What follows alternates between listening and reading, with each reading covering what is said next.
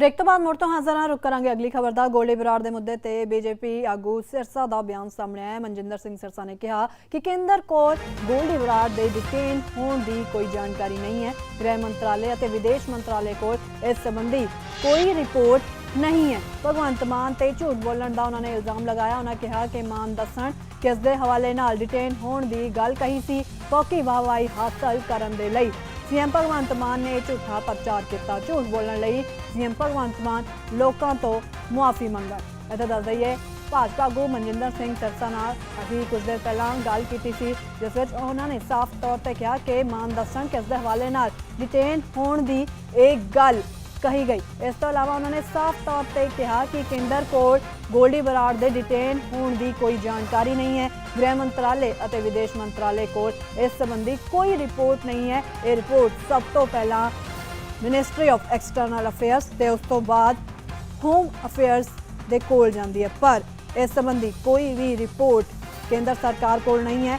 तो भगवंत मान ते झूठ बोलने का मनजिंदर सिंह सिरसा ने इल्जाम लगाया। उन्हें कहा मान दसन कि इसके हवाले नाल डिटेन होने की गल आखी सी, क्योंकि हाल ही में गुजरात में जदों प्रचार करने लई पहुंचे हुए सन सीएम मान, उस दौरान जदों सवाल पूछा गया गोल्डी बराड़ के बारे तो साफ तौर पर सीएम मान ने कहा सी कि गोल्डी बराड़ नूं अमरीकी अधिकारियों ने हिरासत में ले लिया, जिस तो बाद लगातार सीएम मान विरोधियों के निशाने ते नजर आ रहे हैं। इत्थे भाजपा आगू मनजिंदर सिंह सिरसा ने कहा कि फोकी वाहवाही हासिल करने के लिए भगवंत मान ने झूठा प्रचार किया। झूठ बोलने लई भगवंत मान लोगों तो मुआफ़ी मंगण। यह कहना है मनजिंदर सिंह सिरसा का सीधे तौर पर इत्थे सीएम मान नूं घेरदे हुए नजर आए ते साफ तौर पर यह भी कहा कि केंद्र को गोल्डी बराड़ के डिटेन होने की जानकारी नहीं है। गृह मंत्रालय और विदेश मंत्रालय को इस संबंधी कोई रिपोर्ट नहीं है। ये रिपोर्ट सब तो पहला केंद्र सरकार को आउंदी ते भगवंत मान ते झूठ बोलने का इल्जाम भाजपा आगू मनजिंदर सिंह सिरसा ने लगाया। उन्होंने सवाल भी पूछा कि मान दसन कि इसके हवाले नाल ये डिटेन होने की गल आखी गई, गोल्डी बराड़ के डिटेन होने की जो गल आखी गई है तो फोकी वाहवाही हासिल करने के लिए वोटां दे लई भगवंत मान ने यह झूठा प्रचार किया। झूठ बोलने लई भगवंत मान लोगों तो मुआफ़ी मंगण। यह कहना है मनजिंदर सिंह सिरसा का। गैंगस्टर गोल्डी बराड़ के मुद्दे ते बीजेपी आगू मनजिंदर सिंह सिरसा का यह बयान सामने आया है। सीएम मान नूं घेरदे हुए नजर आए तो इस तो अलावा यह भी कहा कि केंद्र को गोल्डी बराड़ के डिटेन होने की कोई जानकारी नहीं है। गृह मंत्रालय और विदेश मंत्रालय को इस संबंधी कोई भी रिपोर्ट नहीं है। जदों भी इस तरह कोई गिरफ्तारी होंदी है या फिर डिटेन किया जाता है तो उसकी सब तो पहला जो जानकारी है वो केंद्र सरकार को पहुँचती है। मिनिस्ट्री ऑफ एक्सटर्नल अफेयर्स नाल राबता कायम किया जाता है तो उस तो बाद गृह मंत्रालय को ये पूरी रिपोर्ट पहुँचती है, पर इस तरह की कोई जानकारी केंद्र सरकार को नहीं है।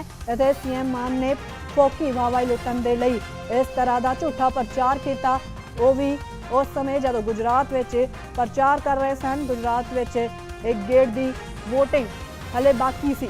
गैंगस्टर गोल्डी बराड़ के हिरासत में लाए जाने संबंधी सीएम मान ने गुजरात में बयान दिता सी, जिस तो बाद लगातार विरोधियों के निशाने ते सीएम मान नजर आ रहे हैं। तो हुण भाजपा आगू मनजिंदर सिंह सिरसा ने इससे अपनी तिखी प्रतिक्रिया दी है। उन्होंने साफ तौर पर कहा कि गृह मंत्रालय ते विदेश मंत्रालय को इस संबंधी कोई रिपोर्ट नहीं है। भगवंत मान ते झूठ बोलने का भाजपा आगू मनजिंदर सिंह सिरसा ने इल्जाम लगाया। उन्होंने कहा मान दसन कि इसके हवाले नाल डिटेन होने की गल आखी गई, फोकी वाहवाही हासिल करने लई भगवंत मान ने यह झूठा प्रचार किया। झूठ बोलने लई भगवंत मान लोगों तो मुआफ़ी मंगण, यह कहा गया भाजपा आगू मनजिंदर सिंह सिरसा दे वल्लों। गैंगस्टर गोल्डी बराड़ के मुद्दे ते भाजपा आगू मनजिंदर सिंह सिरसा का यह बड़ा बयान सामने आया कि केंद्र को गोल्डी बराड़ के डिटेन होने संबंधी कोई जानकारी नहीं है। गृह मंत्रालय और विदेश मंत्रालय को इस संबंधी कोई रिपोर्ट नहीं है। भगवंत मान ते उन्होंने झूठ बोलने का इल्जाम लगाया। जदों गुजरात में सीएम भगवंत मान सन तो उन्होंने तो सवाल गोल्डी बराड़ की गिरफ्तारी नूं लैके डिटेन नूं लैके पूछा सी ते उस समय सीएम मान ने इस तरह का बयान दिता सी। लगातार विरोधियों के निशाने ते आ रहे हैं। तो साडे नाल श्रोमणी अकाली दल के सीनियर आगू चरणजीत बराड़ जुड़ गए हैं। बराड़ साहब बहुत स्वागत है जी पीटीसी न्यूज़ ते। जी धन्यवाद जी। बराड़ साहब किवें देखदे हो, क्योंकि हुण ਭਾਜਪਾ ਆਗੂ ਮਨਜਿੰਦਰ ਸਿੰਘ ਸਿਰਸਾ ਦਾ ਵੀ ਇਸ ਮੁੱਦੇ ਤੇ ਬਿਆਨ ਸਾਹਮਣੇ ਆਇਆ। ਉਹਨਾਂ ਕਿਹਾ ਕਿ ਕੇਂਦਰ ਕੋਲ ਗੋਲਡੀ ਬਰਾੜ ਦੇ ਡਿਟੇਨ ਹੋਣ ਦੀ ਕੋਈ ਜਾਣਕਾਰੀ ਨਹੀਂ ਹੈ ਤੇ ਸੀਐਮ ਮਾਨ ਇਸ ਤਰ੍ਹਾਂ ਝੂਠਾ ਪ੍ਰਚਾਰ ਕਰਕੇ ਗੁਜਰਾਤ ਵਿੱਚ ਆਏ ਨੇ। ਜੀ देखो, एक गल है कि मुख मंत्री साहब जिहड़े पंजाब दे बने ने भगवंत मान साहब, इन्हां नूं आपदी ਜ਼ਿੰਮੇਵਾਰੀ ਦਾ ਅਹਿਸਾਸ ਜ਼ਰੂਰ ਹੋਣਾ ਚਾਹੀਦਾ। ਜਦੋਂ ਪੰਜਾਬ ਦੇ ਮੁੱਖ ਮੰਤਰੀ ਨੇ ਤੇ ਇਹ ਕੋਈ ਜਿਹੜਾ ਕੋਈ ਵੋਟਾਂ ਇਕੱਠੀਆਂ ਕਰਨ ਲਈ ਜਾਂ ਇੱਕ ਸੁਰਖੀ ਬਟੋਰਨ ਲਈ ਕੋਈ ਬਿਆਨ ਦੇ ਦੇਣਾ, ਇਹਦੇ ਨਾਲ ਇਕੱਲੇ ਭਗਵੰਤ ਮਾਨ ਸਾਹਿਬ ਦੀ ਹੇਠੀ ਨਹੀਂ ਹੁੰਦੀ, ਸਮੁੱਚੇ ਪੰਜਾਬ ਦੀ ਹੇਠੀ ਹੁੰਦੀ। ਅਗਰ ਇਹਨਾਂ ਨੂੰ ਇਹਨਾਂ ਦੇ ਮੌਕੇ ਤੇ ਡੀਜੀਪੀ ਨੇ ਕੋਈ ਰਿਪੋਰਟ ਨਹੀਂ ਦਿੱਤੀ ਸੀ, ਅਗਰ ਕੋਈ ਸੈਂਟਰਲ ਏਜੰਸੀਆਂ ਨੇ ਡੀਜੀਪੀ ਨੂੰ ਰਿਪੋਰਟ ਨਹੀਂ ਦਿੱਤੀ ਤੇ ਇਸ ਤਰ੍ਹਾਂ ਦਾ ਐਡਾ ਵੱਡਾ ਬਿਆਨ ਬਿਨਾਂ ਕਿਸੇ ਕਾਰਨ ਤੋਂ ਜਾਂ ਬਿਨਾਂ ਕਿਸੇ ਗੱਲ ਤੋਂ ਦੇ ਦੇਣਾ, ਇਹ ਮੈਂ ਸਮਝਦਾ ਕਿ ਬਹੁਤ ਵੱਡੀ ਹਾਸੋਹੀਣੀ ਸਥਿਤੀ ਸਾਡੀ ਇਕੱਲੇ ਦੇਸ਼ 'ਚ ਹੀ ਨਹੀਂ, ਸੂਬੇ 'ਚ ਹੀ ਨਹੀਂ, ਦੇਸ਼ 'ਚ ਹੀ ਨਹੀਂ, ਵਿਦੇਸ਼ਾਂ 'ਚ ਵੀ ਹੋ ਰਹੀ ਹੈ। ਇਸ ਕਰਕੇ ਮੁੱਖ ਮੰਤਰੀ ਸਾਹਿਬ ਨੂੰ ਸਿੰਸੀਅਰ ਹੋਣਾ ਪੈਣਾ ਆਪਣੇ ਕੰਮ ਪ੍ਰਤੀ, ਔਰ ਸਿੰਸੀਅਰਲੀ ਇਹ ਜਿਵੇਂ ਸਰਕਾਰਾਂ ਚੱਲਦੀਆਂ ਹੁੰਦੀਆਂ, ਹੁਣ ਸਟੇਜ ਨਹੀਂ ਚਲਾ ਰਹੇ, ਹੁਣ ਇੱਕ ਸਟੇਟ ਚੱਲਦੀ ਹੈ। ਇਹਦੇ ਨਾਲ ਸਾਡਾ ਸਾਰਿਆਂ ਦਾ ਪੰਜਾਬੀਆਂ ਦਾ ਮਤਲਬ ਸਿਰ ਝੁਕਦਾ ਸ਼ਰਮ ਨਾਲ ਕਿ ਯਾਰ ਜਿਹੜੇ ਸਟੇਟ ਦਾ ਸਾਡਾ ਮੁਖੀ ਹੈ ਉਹ ਐਡੇ ਵੱਡੇ ਮੁੱਦਿਆਂ ਤੇ ਕਿਸ ਤਰ੍ਹਾਂ ਦੇ ਹਾਸੋਹੀਣੀ ਬਿਆਨ ਜਿਹੜੇ ਹੈਗੇ ਆ ਉਹ ਦੇ ਰਹੇ ਆ। ਇਹ ਨਹੀਂ ਚਾਹੀਦਾ। ਮੁੱਖ ਮੰਤਰੀ ਸਾਹਿਬ ਨੂੰ ਚਾਹੀਦਾ ਹੈ ਕਿ ਸਭ ਤੋਂ ਪਹਿਲਾਂ ਆਪਦੇ ਅਫਸਰਾਂ ਤੇ ਭਰੋਸਾ ਕਰਨਾ ਸਿੱਖਣ। ਕੋਈ ਅਫਸਰ ਭਰੋਸੇ ਵਾਲੇ ਹੀ ਲਾਏ ਆ ਹੁਣ ਜਿਹੜੇ ਤਿੰਨ ਵਾਰੀ ਬਦਲ ਕੇ ਲਾ ਲਏ, ਤੇ ਜੇ ਉਹਨਾਂ ਤੇ ਭਰੋਸਾ ਕਰਨਾ ਸਿੱਖਣ ਤੇ ਉਹਨਾਂ ਨਾਲ ਬੈਠ ਕੇ ਉਹਨਾਂ ਦੀ ਜਵਾਬਦੇਹੀ ਤੈਅ ਕਰਨ। ਜੇ ਕਿਸੇ ਨੇ ਫੀਡਬੈਕ ਦਿੱਤੀ ਸੀ ਕਿ ਡਿਟੇਨ ਹੋਇਆ ਤੇ ਫਿਰ ਉਹਨੂੰ ਉਹਦੇ ਤੇ ਕੋਈ ਬਣਦੀ ਕਾਰਵਾਈ ਹੋਵੇ। ਤੇ ਜੇ ਬਿਨਾਂ ਕਿਸੇ ਦੀ ਰਿਪੋਰਟ ਤੋਂ ਕੱਲੇ ਸੋਸ਼ਲ ਮੀਡੀਆ ਤੇ ਜਾਂ ਟੈਲੀਵਿਜ਼ਨਾਂ ਦੀ ਖਬਰ ਤੇ ਹੀ ਮੁੱਖ ਮੰਤਰੀ ਸਾਹਿਬ ਨੇ ਬਿਆਨ ਦਿੱਤਾ ਤਾਂ ਫਿਰ ਉਹਨਾਂ ਨੂੰ ਸਿੱਧੇ ਹੋ ਕੇ ਪੰਜਾਬ ਤੋਂ, ਪੰਜਾਬੀਆਂ ਤੋਂ ਤੇ ਬਾਕੀਆਂ ਤੋਂ ਮਾਫੀ ਮੰਗ ਲੈਣੀ ਚਾਹੀਦੀ ਹੈ। ਬਰਾੜ ਸਾਹਿਬ, ਬੇਹੱਦ ਹੀ ਸੰਜੀਦਾ ਮੁੱਦਾ ਹੈ। ਜਿਵੇਂ ਸਿੱਧੂ ਮੂਸੇਵਾਲੇ ਦਾ ਕਤਲ ਕਾਂਡ ਹੋਇਆ ਤੇ ਉਸ ਦਾ ਮੁੱਖ ਮੁਲਜ਼ਮ ਗੋਲਡੀ ਬਰਾੜ ਹੈ, ਉਸ ਦੇ ਬਾਰੇ ਇਸ ਤਰ੍ਹਾਂ ਦਾ ਬਿਆਨ ਦੇਣਾ, ਉਹ ਵੀ ਸੂਬੇ ਦੇ ਮੁੱਖ ਮੰਤਰੀ ਵੱਲੋਂ ਜੋ ਪੂਰੇ ਸੂਬੇ ਨੂੰ ਇਸ ਸਮੇਂ ਰਿਪਰੈਜ਼ੈਂਟ ਕਰ ਰਹੇ ਨੇ, ਤੇ ਇਨਪੁਟ ਵੀ ਜ਼ਾਹਿਰ ਤੌਰ ਤੇ ਡੀਜੀਪੀ ਵੱਲੋਂ ਹੀ ਉਹਨਾਂ ਨੂੰ ਦਿੱਤੀ ਗਈ ਹੋਗੀ ਜੋ ਇਸ ਤਰ੍ਹਾਂ ਦਾ ਬਿਆਨ ਸਾਹਮਣੇ ਆਇਆ ਉਹਨਾਂ ਦਾ। ਦੇਖੋ, ਮੈਂ ਪਹਿਲੀ ਗੱਲ ਤਾਂ ਸਿਰਸਾ ਸਾਹਿਬ ਨੇ ਜਿਹੜਾ ਕਿਹਾ ਪੋਲੀਟੀਕਲ ਬੰਦਿਆਂ ਦੇ ਤਾਂ ਇੱਕ ਪੋਲੀਟੀਕਲ ਬਿਆਨ ਹੁੰਦੇ ਆ। ਮੈਂ ਸਿਰਸਾ ਸਾਹਿਬ ਦੇ ਬਿਆਨ ਨੂੰ ਵੀ ਅਧਿਕਾਰਤ ਬਿਆਨ ਨਹੀਂ ਮੰਨਦਾ। ਮੁੱਖ ਮੰਤਰੀ ਸਾਹਿਬ ਜਿਹੜੇ ਕਿ ਖੁਦ ਚੇਅਰ ਤੇ ਬੈਠੇ ਆ, ਜਦੋਂ ਉਹਨਾਂ ਦਾ ਬਿਆਨ ਸ਼ੱਕ ਦੇ ਘੇਰੇ 'ਚ ਆ ਗਿਆ ਸਹੀ ਹੈ ਕਿ ਨਹੀਂ ਸਹੀ, ਤਾਂ ਇਸ ਕਰਕੇ ਸਭ ਤੋਂ ਪਹਿਲਾਂ ਤਾਂ ਸੈਂਟਰਲ ਏਜੰਸੀਆਂ ਨੂੰ ਬੋਲਣਾ ਚਾਹੀਦਾ ਇਹਦੇ ਬਾਰੇ। ਜਿਹੜੇ ਵੀ ਫੋਰਨ ਮਿਨਿਸਟਰ ਹੈ ਕੋਈ ਉਹਨਾਂ ਨੂੰ ਤਾਲਮੇਲ ਕਰਕੇ ਕੋਈ ਗੱਲ ਕਰਨੀ ਚਾਹੀਦੀ ਹੈ। ਇਸੇ ਤਰ੍ਹਾਂ ਫਿਰ ਮੁੱਖ ਮੰਤਰੀ ਸਾਹਿਬ ਨੂੰ ਜਾਂ ਡੀਜੀਪੀ ਸਾਹਿਬ ਨੂੰ ਇਹਦੇ ਤੇ ਪੰਜਾਬ ਦੇ ਲੋਕਾਂ ਨੂੰ ਸਪਸ਼ਟ ਕਰਨਾ ਚਾਹੀਦਾ। ਦੇਖੋ, ਕੰਮ ਕਰਦਿਆਂ ਇਹ ਨਹੀਂ ਕਹਿੰਦੇ ਕਿ ਕੋਈ ਗਲਤੀਆਂ ਨਹੀਂ ਹੁੰਦੀਆਂ।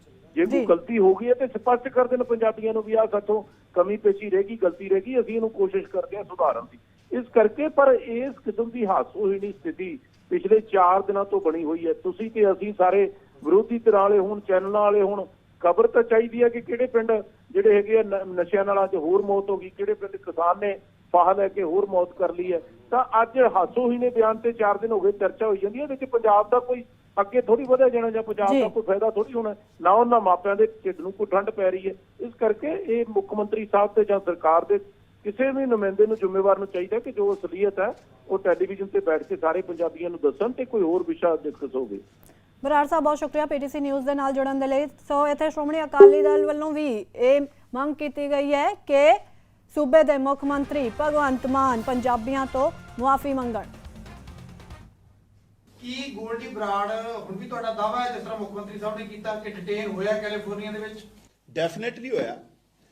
ਕੇਂਦਰ ਸਰਕਾਰ ਦੇ ਥਰੂ ਤੁਹਾਨੂੰ ਇਨਫੋਰਮੇਸ਼ਨ ਆਈ? ਡੈਫੀਨਿਟਲੀ ਹੋਇਆ। ਔਰ ਇਹਦੇ ਤੇ ਦੇਖੋ, ਮੈਂ ਅੱਗੇ ਵੀ ਰਿਪੀਟ, ਕੁਝ ਸਾਡੀਆਂ ਲਿਮਿਟੇਸ਼ਨਸ ਹੈ ਸੂਬਾ ਸਰਕਾਰ ਦੀਆਂ, ਕੁਝ ਜਿਹੜੀਆਂ ਜਾਂਚ ਏਜੰਸੀਆਂ ਦੀਆਂ ਹੁੰਦੀਆਂ। ਅਲਟੀਮੇਟਲੀ ਇਹ ਤੇ ਕੰਕਰੀਟ ਜਿਹੜੀ ਗੱਲ ਹੈ ਉਹ ਸੈਂਟਰ ਸਰਕਾਰ ਦੱਸੂ। ਗੋਲਡੀ ਬਰਾੜ ਨੂੰ ਲੈ ਕੇ ਪੰਜਾਬ ਦੇ ਮੁੱਖ ਮੰਤਰੀ ਭਗਵੰਤ ਮਾਨ ਜੀ ਨੇ ਜਿਸ ਤਰੀਕੇ ਝੂਠ ਬੋਲਿਆ, ਮੀਡੀਆ ਤੇ ਆ ਕੇ ਐਲਾਨ ਕੀਤਾ ਕਿ ਗੋਲਡੀ ਬਰਾੜ ਜੋ ਕਿ ਅਮਰੀਕਾ ਦੇ ਅੰਦਰ ਇੱਕ ਐਸਾ ਗੈਂਗਸਟਰ ਹੈ ਜਿਸਨੇ ਦੁਨੀਆ ਦੇ ਬਹੁਤ ਵੱਡੇ ਫੇਮ ਸਿੱਧੂ ਮੂਸੇਵਾਲੇ ਦਾ ਕਤਲ ਕਰਾਇਆ, ਨੂੰ ਅਸੀਂ ਅਰੈਸਟ ਕਰ ਲਿਆ। ਇਹ ਝੂਠ ਨਾ ਕੇਵਲ ਉਹਨਾਂ ਨੇ ਪਹਿਲੀ ਵਾਰ ਬੋਲਿਆ, ਬਲਕਿ ਇਹ ਝੂਠ ਉਹੋ ਜਿਹਾ ਹੀ ਸੀ ਜਦੋਂ ਸਿੱਧੂ ਮੂਸੇਵਾਲੇ ਦੀ ਸਿਕਿਉਰਿਟੀ ਵਿਡਰੋ ਕਰਕੇ ਕਿਹਾ ਕਿ ਅਸੀਂ VIP ਕਲਚਰ ਖਤਮ ਕਰਤਾ। ਵੋਟਾਂ ਲੈਣ ਪਿੱਛੇ, ਆਪਣੀ ਵਾਹਵਾਹੀ ਲੁੱਟਣ ਪਿੱਛੇ ਭਗਵੰਤ ਮਾਨ ਜੀ ਪੰਜਾਬ ਦੇ ਅਕਸ ਨੂੰ ਖਰਾਬ ਕਰ ਰਹੇ ਨੇ, ਪੰਜਾਬ ਦੇ ਮੁੱਖ ਮੰਤਰੀ ਦੇ ਅਕਸ ਨੂੰ ਖਰਾਬ ਕਰ ਰਹੇ ਨੇ ਔਰ ਲੋਕਾਂ ਦੇ ਅੰਦਰ ਇੱਕ ਮਜ਼ਾਕ ਦਾ ਪਾਤਰ ਬਣਦੇ ਜਾ ਰਹੇ ਨੇ। ਭਗਵੰਤ ਮਾਨ ਜੀ ਨੂੰ ਅੱਜ ਪੰਜਾਬ ਤੋਂ ਔਰ ਦੇਸ਼ ਦੇ ਲੋਕਾਂ ਤੋਂ ਮਾਫੀ ਮੰਗਣੀ ਚਾਹੀਦੀ ਆ ਜੋ ਉਹਨਾਂ ਨੇ ਗੁਜਰਾਤ ਔਰ ਦਿੱਲੀ ਦੀ ਵੋਟਾਂ ਝੂਠ ਬੋਲਿਆ ਔਰ ਇਹ ਕਿਹਾ ਕਿ ਮੈਂ ਗੋਲਡੀ ਬਰਾੜ ਨੂੰ ਅਮਰੀਕਾ 'ਚ ਪੰਜਾਬ ਉੱਥੋਂ ਦੀ ਪੁਲਿਸ ਨੇ ਅਰੈਸਟ ਕਰ ਲਿਆ ਔਰ ਪੰਜਾਬ ਪੁਲਿਸ ਜਲਦੀ ਲੈ ਕੇ ਆਊਗੀ, ਜਦੋਂ ਕਿ ਹੁਣ ਇਹ ਸੱਚਾਈ ਸਾਹਮਣੇ ਆ ਗਈ ਕਿ ਨਾ ਹੀ ਗੋਲਡੀ ਬਰਾੜ ਅਰੈਸਟ ਹੋਇਆ ਸੀ, ਨਾ ਡਿਟੇਨਡ ਹੋਇਆ ਸੀ ਤੇ ਨਾ ਹੀ ਐਸੀ ਕੋਈ ਘਟਨਾ ਦੀ ਜਾਣਕਾਰੀ ਸੀਗੀ, ਲੇਕਿਨ ਕੇਵਲ ਵੋਟਾਂ ਦੇ ਪਿੱਛੇ ਭਗਵੰਤ ਮਾਨ ਜੀ ਨੇ ਇਹ ਪੰਜਾਬ ਔਰ ਦੇਸ਼ ਦੇ ਲੋਕਾਂ ਨਾਲ ਝੂਠ ਬੋਲਿਆ। ਜੀ ਸਿਰਸਾ ਸਾਹਿਬ, ਕਿਵੇਂ ਦੇਖਦੇ ਹੋ ਜਿਵੇਂ ਮੁੱਖ ਮੰਤਰੀ ਸਾਹਿਬ ਨੇ ਇਸ ਤਰ੍ਹਾਂ ਦਾ ਬਿਆਨ ਦਿੱਤਾ, ਕੀ ਕੇਂਦਰ ਸਰਕਾਰ ਇਹ ਕਨਫਰਮ ਕਰਦੀ ਹੈ ਕਿ ਗੋਲਡੀ ਬਰਾੜ ਨੂੰ ਡਿਟੇਨ ਨਹੀਂ ਕੀਤਾ ਗਿਆ?